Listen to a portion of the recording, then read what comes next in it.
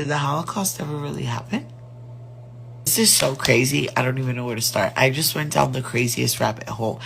Apparently, Anne Frank's sister came out and said in an interview, in a public live interview, that all the pictures and all the videos that we ever saw from Auschwitz and them freeing everyone or whatever, she literally said, like, those are fake. And I asked the people at the museum or whatever, because I remember the snow being so high that we could barely walk, but there's no snow in any of the pictures.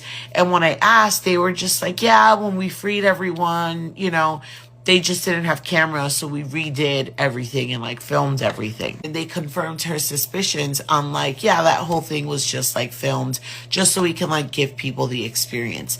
And then there's other survivors from Auschwitz, do I air quote survivors? I don't even know.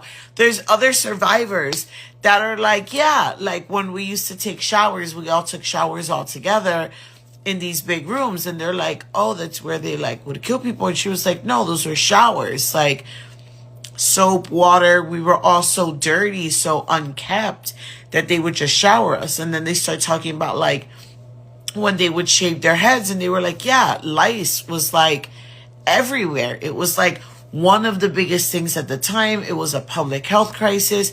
So it was just easier to shave everyone's head to make sure that we didn't have lice infestation than it was to like check everyone, medicate everyone. Like it was just easier. And then you factor in the fact that Epstein's longtime girlfriend, Ghislaine Maxwell, her father, who's also like a known CIA operative, or was at one point the CEO of McGraw-Hill, who writes the history books that the U.S. Department of Education buys all the history textbooks from. Bro, our entire lives are a lie. Like, everything is a lie.